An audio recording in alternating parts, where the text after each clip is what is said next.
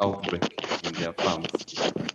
But more so, we recommend farmers to rely on vets, on local vets, who come and then do a tentative diagnosis. Tentative diagnoses are those symptomatic signs that someone can look at and then judge the type of disease or the type of outbreak that the birds have. Okay. So what Dr. Paul is saying is, for some of the symptoms of these diseases are obvious, and some might not be obvious. So as EzyAgric working with Bukola, we have put together well-curated knowledge that you can get on the app. So when you download the EzyAgric app, you go under Farm Manager and you'll be able to get some of this information to be able to diagnose the diseases that you don't understand on your farm as you're keeping your poultry. Yeah, so moving over to Benjamin, we're going to answer our second question, which is, what is the best time to vaccinate? So Harriet is asking, Benja, what's the best time to vaccinate laying birds since laying is mainly done in the morning? Okay, thank you. The best time for vaccinating birds, we don't recommend daytime because of stress. Heat stress can affect birds, and in the end, low production. We recommend morning and in the evening. The question is, what's the best time to vaccinate laying birds since laying is done in the morning? You have an option of evening, late evening, when there is no heat stress. That's the best time to vaccinate your birds. Okay. Yeah. So Harriet, I hope you've listened in and understood what Benja said. So if you can't do it in the morning, you can do it in the evening. But what we need all to avoid is vaccinating during the day, which brings about a lot of heat stress, which may affect the impact of the vaccine. Okay, thank you. Then another question is, what is the correct frequency for vaccinating for NCD? NCD? Yes. Yeah, that is Newcastle. As we said, vaccination schedules are outlined clearly, and then the frequency also depends on the breeder. However, these can be more than 3 times to vaccinate Newcastle disease. However, the Newcastle disease also comes in different serotypes. And there are many. Some are closely related, so they can be grouped, and others are not. Therefore, Newcastle disease, someone may end up vaccinating every after a month because it occurs naturally everywhere, on gumboots, on fecal, air. Someone needs to do a Newcastle vaccination, but at least every after a month. Okay. Thank you, Dr. Paul. So another question coming in, Benja. Someone would like to know the classes of vaccines that are currently available. The vaccines that are available, we have Malex #1, Newcastle, Okay. infectious coryza, Gumboro, that is infectious bronchitis. We have fall typhoid, fowl pox, and infectious coryza. Okay. So is there a scenario where one vaccine works for more than one disease? Not really, because the vaccine has the inactive or weakened antigen of the disease vaccinated against. If it is Newcastle, it has a weakened antigen of Newcastle, not foulpox, not typhoid, not coccidiosis. Okay. So why is it that sometimes, maybe Dr. Paul, why is that sometimes when you, can you vaccinate already sick chicken? If your chicken already sick, can you go ahead and vaccinate as a treatment measure? I almost fought with one of the farmers that I found in Mukono. He called me on a rush hour. Come. There's a vet who told me my birds are sick of Newcastle. I'm like, okay, but come with the vaccine. I'm like, I can't. He's like, you want to kill all my birds? No. The answer is no. You can't vaccinate sick birds. One, already these birds have a low immunity of the particular disease that has attacked them. Let me say colyza. Colyza affects the respiratory system, the bronchitia. In fact, birds don't eat. And if they are sick of that and then you introduce more vaccine, you're lowering their immunity further. You will kill all of them. Therefore, no vet or no medical personnel should tell you to vaccinate sick birds. It's out of order. There's something you can take away from our discussion today. Don't vaccinate sick birds. So, Benjamin is going to add on to the same.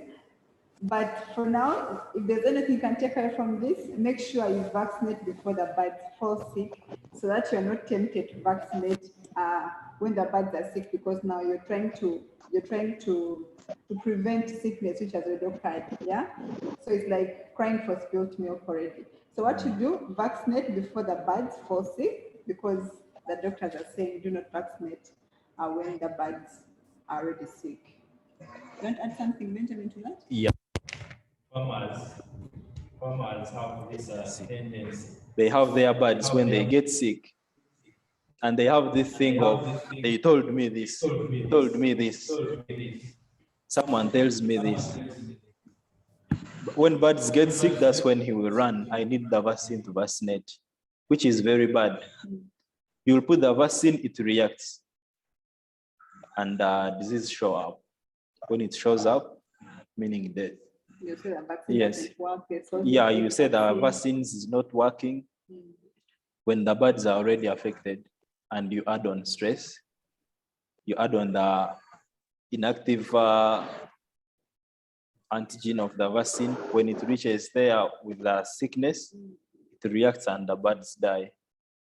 Okay. So you've heard from the doctors, don't vaccinate when the birds are sick, vaccinate before the birds fall sick. One of the comments coming in from one of our colleagues is the breeders who give you the chicks don't put this in the vaccination schedules, some of the precautions. So this is why some of these talks are there, to elaborate on what's not provided for some of the schedules that you get from the breeders. So we are here to help to increase on the information that's already provided. What we are looking at is to make sure that we have success and have profit in the business that we are doing. So going on to the next, to more questions. Okay, there are a couple of questions coming through. So Dr. Paul, how common is infectious coryza in Uganda? How common? Yes. It is very common. It's very common because of the region that we are in. Colyza has an incubation period of 2 to 4 days in a flock.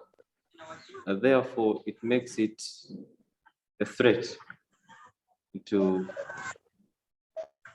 the poultry farmers. And the rate at which colyza spreads is very high. Therefore, colyza exists with us. It is in very many areas due to other conditions that favor its existence. So, colyza, farmers should vaccinate against colyzas. So how is it spread? How is it caused? How do I prevent it in my farm? Since it's everywhere and it's very common and it's very, very dangerous. Infectious colyza is caused by protozoa Haemophilus. And we said this attacks the GIT system or the bronchitia. One, farmers would ask, how do I get to know that it is coryza? And then we said there are tentative symptomatic signs that you look at, especially clinical signs. The swelling of the eyes. The eyes swell, almost pop up or become blind. And then the cob swells, and then you'll see birds not eat. Since the GIT system is damaged, they will not eat. And then how do you vaccinate? As we said, breeders provide vaccination schedules. Farmers have to follow the vaccination schedules or have to get close contact with the service providers or local vets to know which type of vaccine to give and if it is particularly at the same time that they should be giving. Okay. So for some of you are wondering how you can get in touch with vets at EzyAgric and Bukola, we have the expertise here to help you, and you being privy to this information and being part of this discussion, you can be able to call in and get assistance from our doctors today who are enlightening us with this knowledge. So Rose is asking, Benja, you mentioned that there are many strains of Newcastle disease. Is it therefore necessary to change the type of vaccines used each time, like similar to deworming? And then are we advised to change the dewormers used? So let's first start with the strains. Since there are many strains of Newcastle, is it advisable to change the vaccines used? To change? Yeah. Like, are there different vaccines for different strains, or is it the same vaccine that works on all the strains? It's the same vaccine. Okay. What we can do right there on that issue, to keep giving booster doses. You vaccinate and keep giving booster doses, like in 3 weeks' time, you keep boosting them. Okay. Yeah. So let me say, if I vaccinate against Newcastle today, after how long should I vaccinate again or give a booster dose? 3 weeks' time. 3 weeks. Yeah. So am I sure that within this period, in case my neighbors get attacked by Newcastle, will my birds die, all of them, yet are vaccinated? Being vaccinated is not a guarantee. They should have that in mind, that their birds will never get affected. But they have chances of survival. Okay. They have chances of survival. Since they are vaccinated, the immune system is high to fight against the diseases. Okay. If there is a break up of the disease, give a booster dose. Before they fall sick? Yeah, before they fall sick. Okay. Okay. Thank you, Benja. So Harriet is asking, kindly give us the steps to follow from when the vaccine has been received at the farm to the birds. So what steps are followed from the time the vaccines are delivered? The steps followed: prepare all the equipments. Okay. There are different equipments for different vaccines. If you're receiving your vaccine, let's say fall typhoid, you're receiving your vaccine, prepare your materials to use, get an assistant to help you so that you do it in a short time, because when you mix the vaccine, it should be used in less than 2 hours. Okay, and that is a standard? That is a standard, sure. 2 hours. If it goes beyond that, the vaccine is spoiled. Okay. Yeah. Okay, so what another takeaway? So I'm getting the key points. One, do not vaccinate. Do not wait for your poultry, for your chicks, for your layers to fall sick before you vaccinate. Vaccinate before they fall sick. And then also precaution, once your mix the vaccine, make sure you use it immediately. Do not let it go beyond 2 hours without you mixing. So in case you need assistance make sure there's someone to assist you in the process of vaccination, but make sure whatever vaccine you've mixed is used within that period of time. So we are running out of time, but as we wind up our discussion, more questions are coming through. We are going to answer them, and also our doctors are going to be on call in case some answers are not we have not been able to answer them during this session. Dr. Paul, do you have any additions to make to what Benja has said, the steps to be taken from the time vaccines are received? And then second, you also give us the cost of the vaccine for how much does infectious coryza vaccine cost? I'll leave Benja to answer that. Yeah. You can take us through the steps. Steps. Yes. Steps followed when you're going to vaccinate. One, we need to have proper record keeping. It's the key point in all management. Once you have records of when am I going to vaccinate which particular disease, it will give you proper time to plan of how I'm going to transport this, and then how am I going to deliver to the chicks, or how am I going to administer the drug. Two, once you have records, you would I want farmers to avoid use of antibiotics towards vaccination, because antibiotics counteract the reaction of vaccines. That means if you are to administer Newcastle and then these birds are on Amplorium, the vaccine won't work. It is destroyed. Okay, that's very important. I want you to repeat that for everyone to know. Another takeaway. So what Dr. Paul is saying, when you're preparing, when you're anticipating to vaccinate, do not use any antibiotics, right? So don't use any antibiotics when you're preparing to vaccinate. So we are trying to see how do we improve the efficiency of the vaccines that we're giving the birds. So as you're preparing to vaccinate, do not give antibiotics.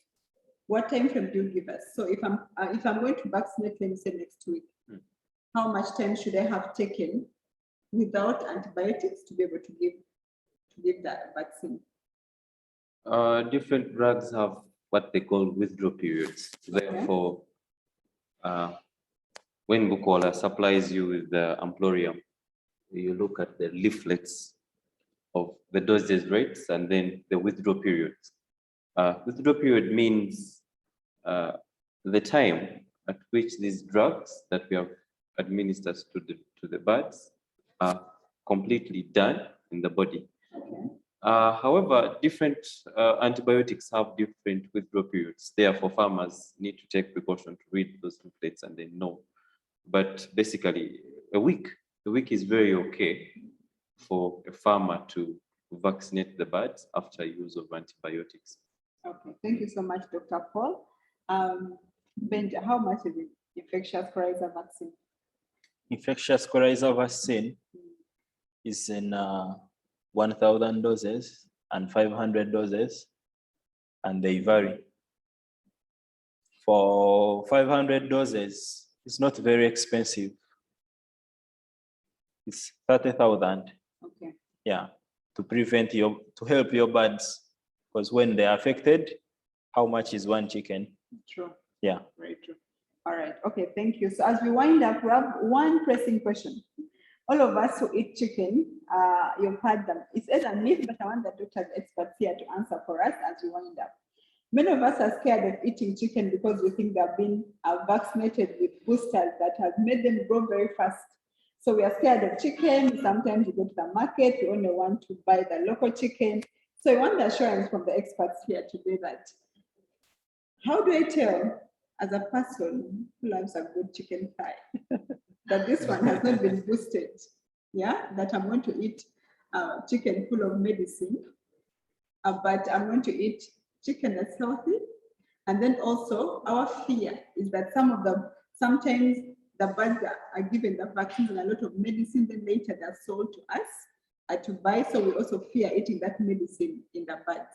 So what assurance do you give us? How with precautions do you give us? And also, is it a myth that birds are actually boosted with a lot of medicine to grow, that medicine is eventually passed on to the humans?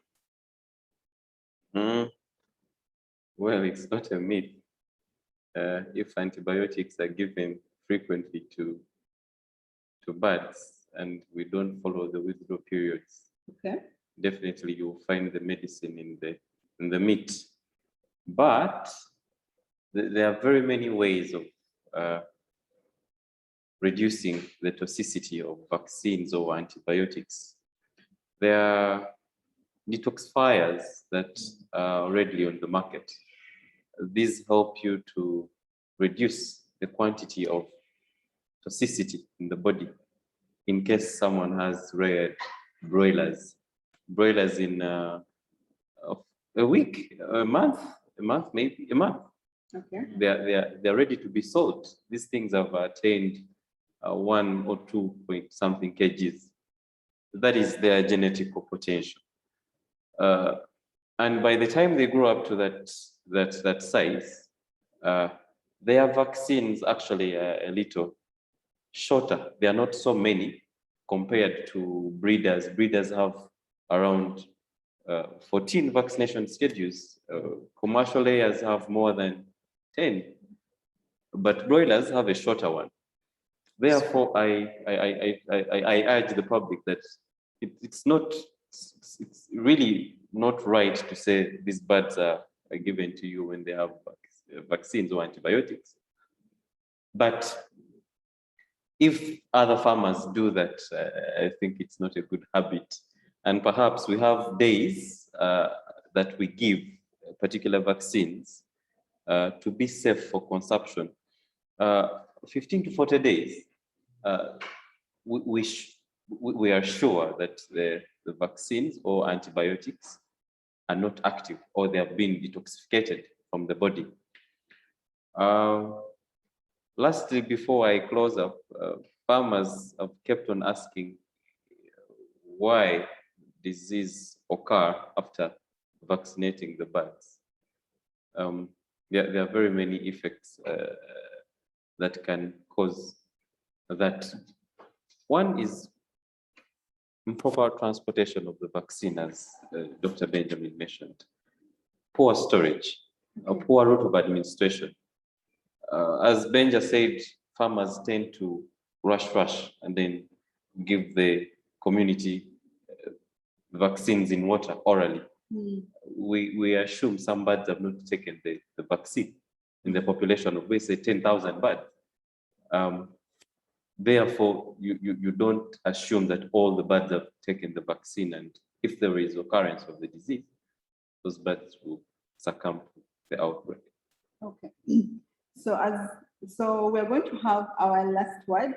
We still have someone from Arua who's saying that I need to catch up in Arua. I don't want to come to Kampala.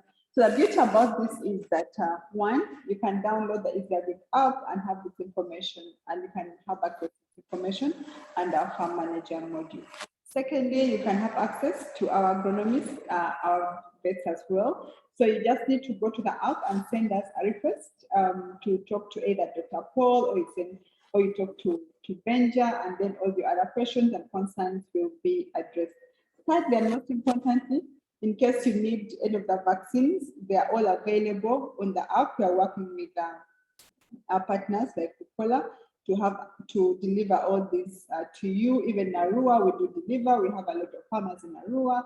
We have a lot of farmers in Soroti. We have a lot of farmers in Chenjojo. So thank you for representing the different districts. So you don't have to worry. As long as you download the app and you make your order, you surely have your right vaccine delivered to you, your right feed delivered to you. So let's wind up, and we hope you join us again for another episode of EzyToks. But in the meantime, let's have one last question. Okay, as doctors, Paul and Benja prepare for the last word, this is a question. So there are times that you can die over the vaccines. Can they be eaten? Okay.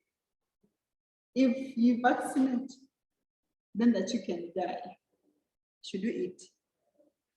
No. No. Yeah. So you're sure that the roadside chicken they sell us doesn't have the vaccine? But that's another question. So thank you. So let's wind up. We're out of time, but thank you again for joining us. Last words from Dr. Paul Adventure. Thank you, farmers, for joining us for this session of how to know your poultry well-being.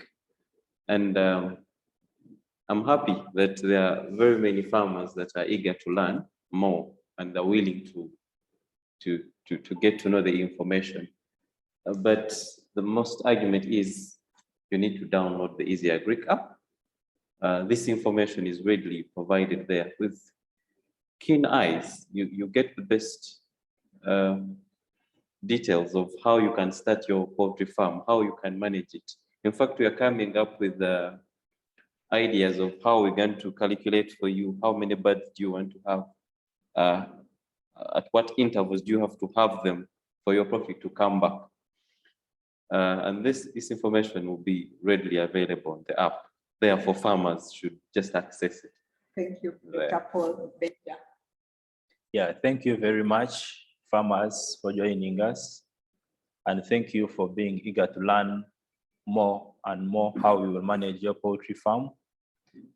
If anything you need, all the vaccines, all the drugs, all the knowledge you need about poultry farming and everything about animal husbandry, unmanned birds, you will consult us, Bukola Vet Pharmacy in Container Village, next to Bukola Chemical Industries Limited. Yes. All right, thank you so much. Thank you for joining us for today's EzyToks session. And I'm so happy because today we have had more new people joining the EzyToks and also asking a lot of questions and for diligently looking after our bites and providing us that much delicious taste that we always get. Thank you so much. And EzyAgric and Bukola are always here to support you in the journey. We want to make farming a business, so let's all farm the easy way. Have a good evening. Thank you.